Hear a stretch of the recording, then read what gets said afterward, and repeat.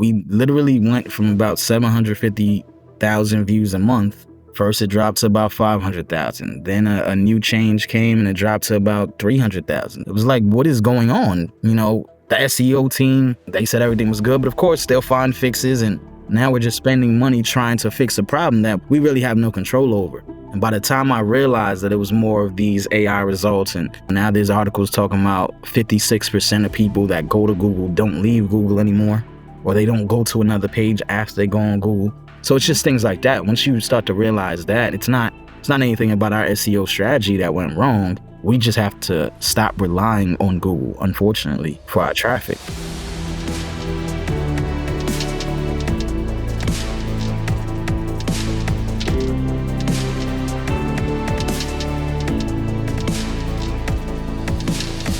Hello and welcome, everyone. We're so glad to have you here for another episode of the Care to Lead interview series. Today, we're going to be discussing how AI is disrupting industries, and our guest is founder of Parlé Media Company and executive director of Parlé Endeavors Incorporated, Kevin Benoit. Kevin, welcome. I'm so glad you're here. Thanks for having me. Happy to be here. So tell us a little bit about Parlé Magazine to start with, and how you got into doing this. Wow. So Parlé Magazine, I founded it when I was 17. That's so cool. Freshman year of college, just not knowing much better and hopping in the media with no experience, not even very little. I launched a school newspaper initially, and the goal was really to continue that. It didn't work out. So freshman year of college, we did that, and we started out in print, which, you know, that was a whole different medium, and just learning and growing with that.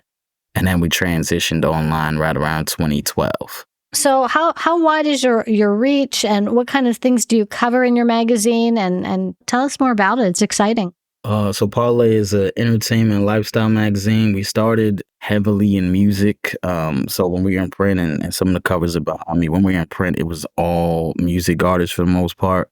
We interviewed Tyler Perry and things like that, but it was mostly music. These days, though, we've shifted to a lot of television, a lot of reality television.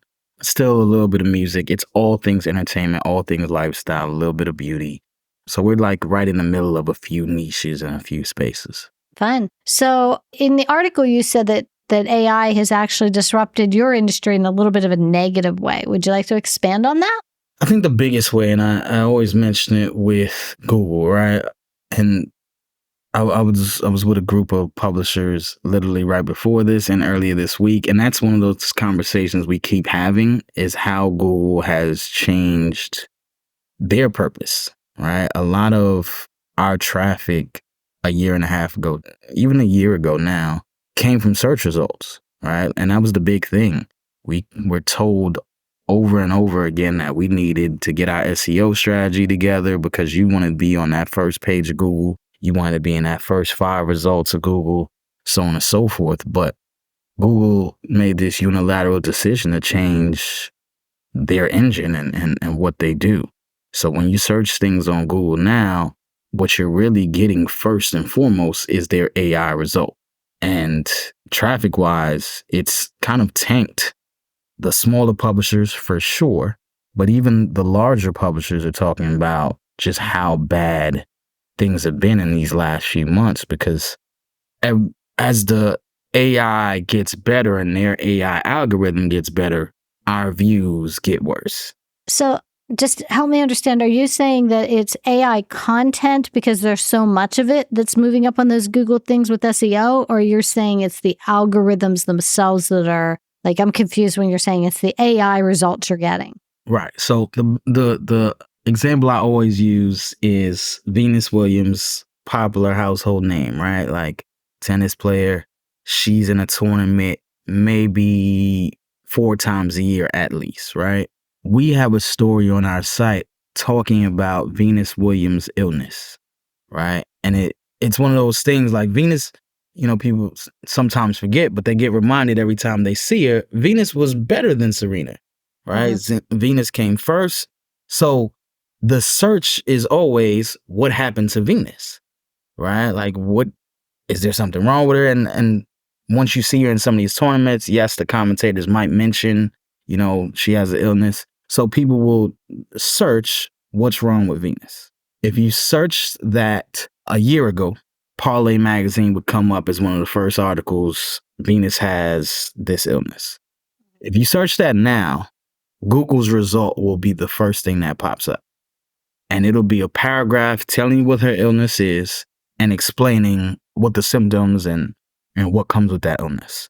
So essentially, if you're searching and you just wanted that answer, there's no reason for you to click any results.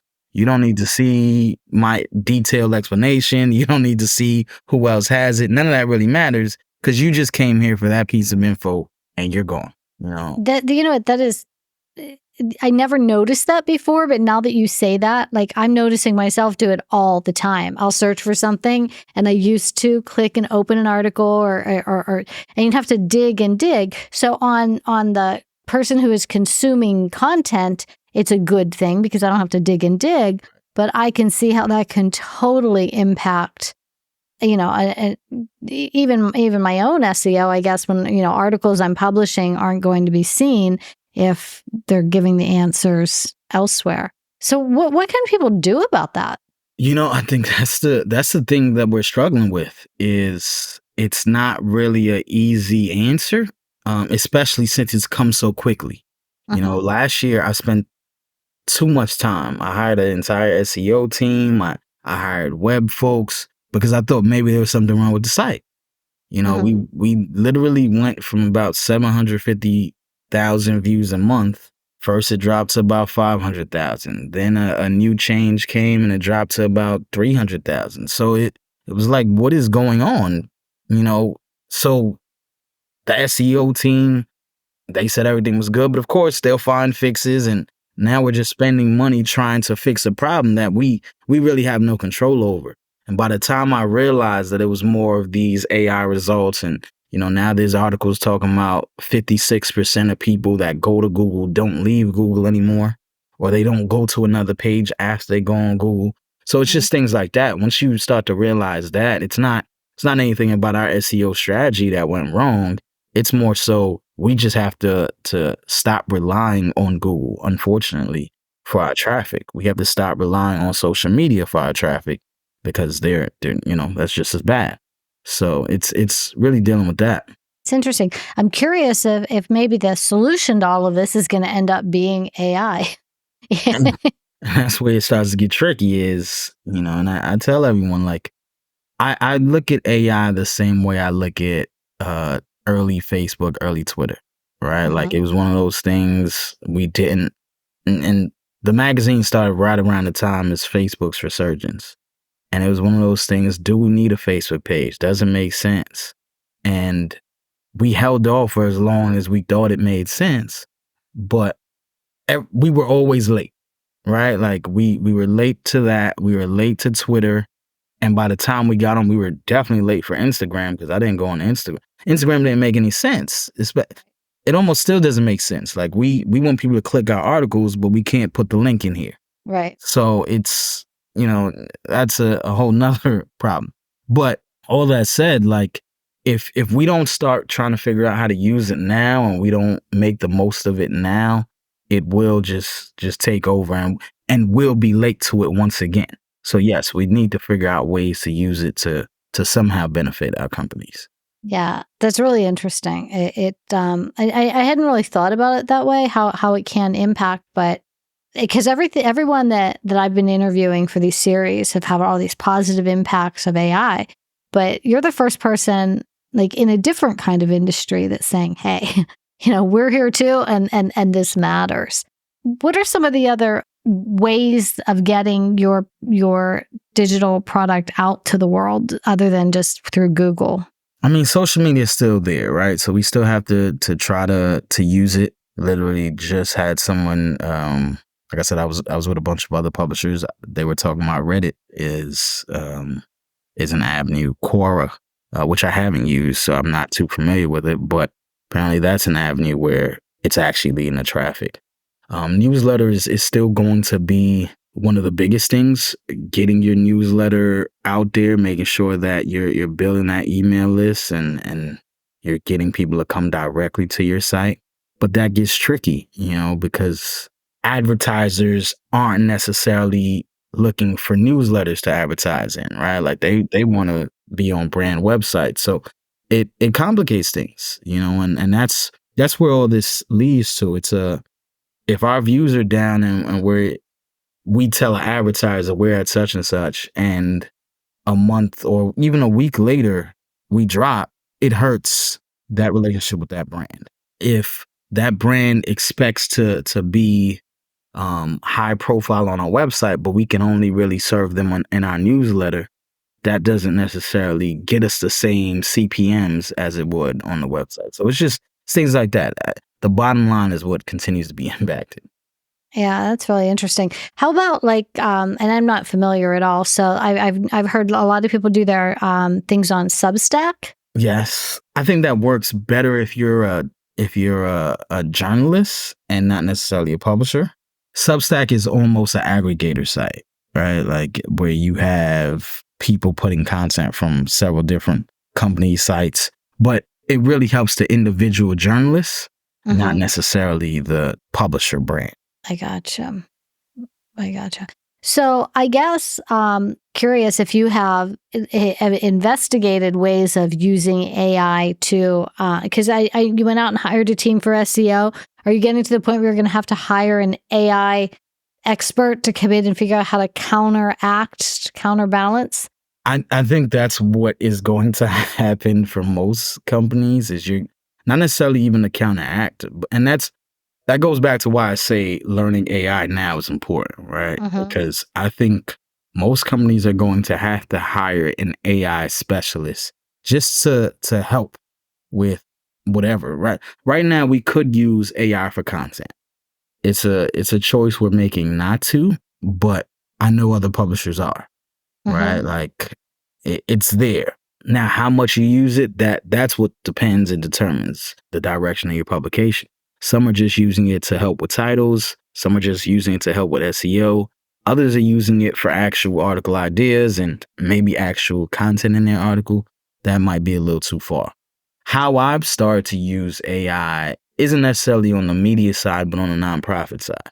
We apply for a lot of grants. So finding grants, finding potential sponsors, finding ideas for who to reach out for projects we're doing, and local companies that we might not even be thinking about, right? So we're working on some things now, and that's how I kind of use AI. I haven't used it for the media side yet. So you're staying away from it for content. So it's interesting because I have a book coming out like in about 2 weeks, and I used AI in the process of writing that book. The way I used AI for my book is I would write the content and then put it into AI and say, is there a more compelling way that I could say this? And I got a lot of good tips.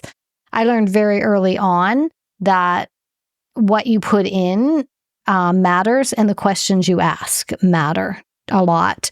I also learned very early on that it does not do research safely. I think it's changing, but I also think that it's the amount of content that's being put out there. Right.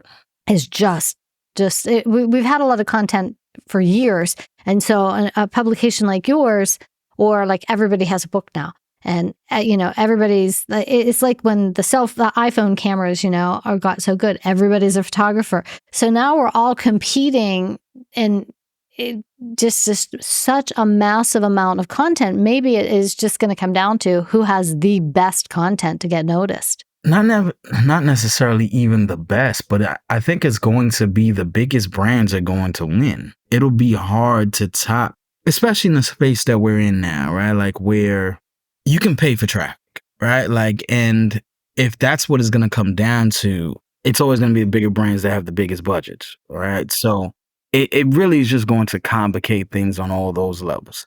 I know while I'm not using it for content, I actually know my social media team uses it for content. Right. Like, and it's easy, it's quick, but there are already companies that are doing 50, 60 posts a day. Right. So when we come in and we're trying to compete with that on the entertainment side, 20, 30 posts a day, like they're already doing it. It becomes very hard to you start to feel like you're duplicating what they're doing. Even though you're trying to do original content, there's so much overlap.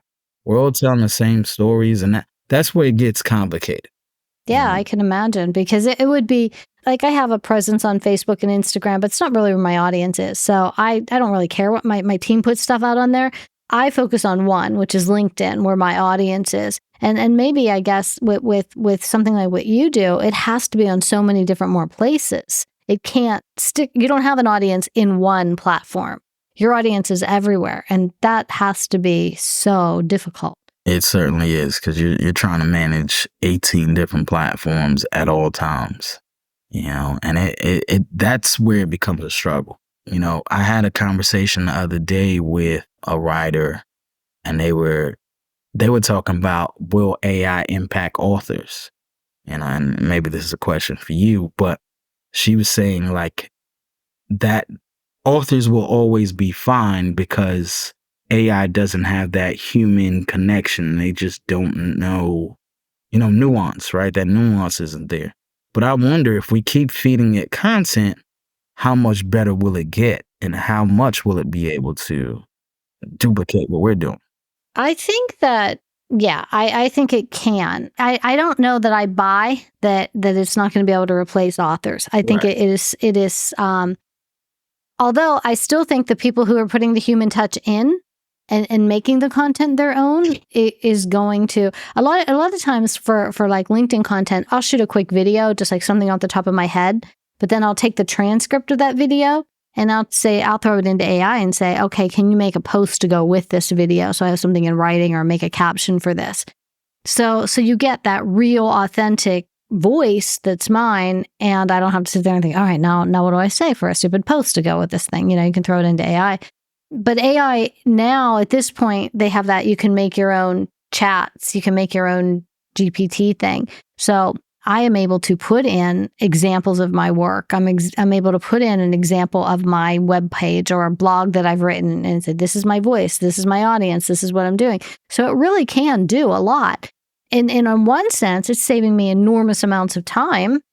But again, I'm just my real thought content, my real thought leadership is getting people on like you, where we're having a conversation. So and then with deep fakes, I mean, we can even fake that. It's like, where do you go? Yeah, it's a struggle. It's something that's definitely keeping people up at night. And, hopefully we figure it out. Wow. So what's a big myth in your industry, in the publishing industry? Is there a myth that you'd like to debunk for our audience today? I think there are so many, but I think there's this, I think everyone thinks everyone's making so much money.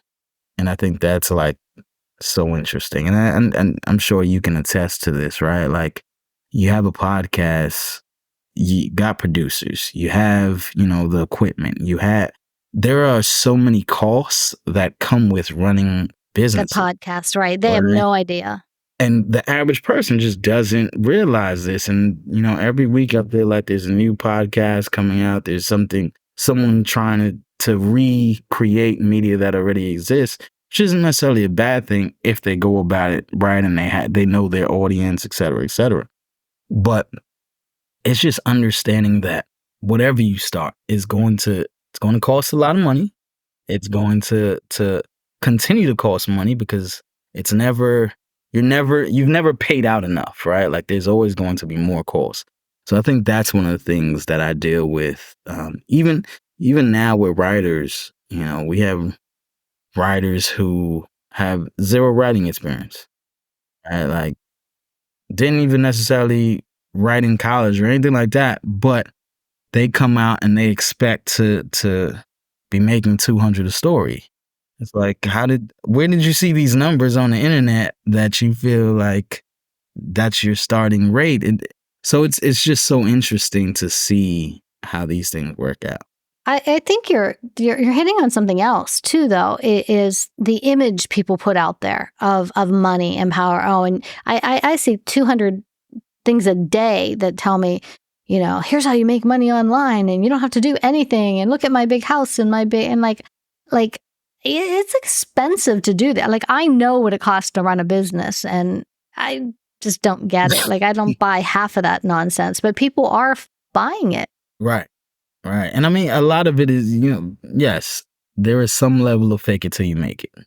But there is also, we got to be real. And, that's what we try to do with the nonprofit. There's a lot of media literacy. There's a lot of just helping young people understand this business in ways that they don't think about it. Right. And, even to the point of, you don't necessarily have to create something new. Right. Maybe you help and support someone who is growing something that you already enjoy. Right. And I think that's important too. And that's coming from someone who's started this thing at 17, right? Just not knowing any better. But I always say one of my biggest regrets is also I was offered an internship at a major publication when I was 18. And it was because I had the magazine. They wanted to take me in and have me work under them. And at the time, I was like, this is silly. I have my own magazine, right? What are we talking? It was in a newspaper at the time. It was in newsprint, but I was still calling it a magazine. Nonetheless, to this day, I regret it. That's why I bring it up almost 20 years later now. Like, the experience I could have gotten, the connections I could have made, et cetera, the mentorship probably would have made up for the time and the energy. I could have still been doing Parlé. So was that what inspired your nonprofit? That like lesson learned? Not just that. Honestly, the nonprofit it's even before that, right? Like, it is me being 16, 17, having these ideas and having no one to speak to them, to speak to about them. When I was launching the magazine, I had a notebook. I put these ideas in it, and that was the only person I could talk to about what I was trying to do. I didn't have any entrepreneur friends or family members. I didn't necessarily have those connections until I actually created. Yes, once I created and I was in those spaces. But what's changed a lot in the industry is that people are more open in having these conversations. When I first started, somebody might offer you an internship or they might offer you an interview even, but actual, like, here's what's going on in the business and, like, here's what you should know, that wasn't happening at all. Like, we've gotten so much better in that, at least, where I'm now having conversations with publishers and we're dissecting the what's going right, what's going wrong, what brands we're talking to. And, there's media conferences. So we're just in a better space in that sense. When I first started, there wasn't anyone to talk to, and I was learning these things as I was going. I was learning Photoshop as I was putting out issues. It was a mess. So yes, that's where I try to fill in those holes now. We help every young person we give a scholarship to. We assign them a mentor as well. We make sure that we have a grant program. If they are in the grant program, they have to write a business plan. So it's just things like that. Like, I didn't create a business plan at all. I didn't even know what a business plan was until years later. So it's just little things like that. 17-year-old me needed this organization. So I wanna make sure I provide those things. So I love that. I love the fact that I don't think you realize what an impressive 17-year-old you were. Like, it's easy to look back and say, like, I didn't have this and I couldn't figure that out. It's easy to look back at all the things that went wrong or were challenging, but it's amazing at all the things you did right. This magazine is still in existence. You're helping others. You're doing so much in the world. And that's just amazing. So I'm really proud of you. Thank you. I know that matters in your world a whole lot. Well, this woman's proud of me. Big flip. No, but I am. I'm very proud of it. you. That's I great. appreciate it. And it's one of those things where I didn't realize it for a long time, but I worked in education while doing the magazine. Somehow, some way, I was still working in schools, working in nonprofits. I would help schools, like, create a newsletter or a blog or something like that. And eventually became a college and career readiness manager at a high school. Working with young people kind of shows you, like, just how I was doing way too much at 17, 16, 17. Like, I'm baffled because I don't think I could do it present day. I think if I was growing up today, I wouldn't be able to just the attention span now is so thin, right? Like, I was writing articles before I was going to classes, and then right after class, I would go do an interview, and there's just no way. There's no way. Because today you'd probably spend all that time scrolling social media if you were 17 years old, Right. and like letting your all of that creativity and stuff be sucked into nonsense that we all fall into sometimes. Yes. So I'm glad you're out there helping kids figure out a different alternative. Yes. And right now, that's the most important work that we're doing. I love the magazine, but the nonprofit, that's the work I can see myself doing for the next 20, 30 years. Oh, that's so nice. Kevin, if there was someone who wanted to get in touch with you, either about your nonprofit or about the magazine, what's the best way for them to reach you? Email is probably best. I'm on social media. Parlé with me is my social media handles. PARLE with me. And we'll make sure it's in the show notes too. Email is probably best though. kbenoit@parlemag.com. I answer all emails, so it's the best way. Okay, I can't thank you enough for your time today. We learned a lot and about what you're doing, and it's very impressive. For our listeners, I want to thank you all for tuning in to the Care to Lead video series. If you found this episode valuable and you want to stay updated on our latest interviews and insights, remember to subscribe to our YouTube channel or find us on your favorite podcast platform. Until next time, remember, leaders who care to lead. Thank you. Thank you, Kevin. Thanks for having me. Appreciate it.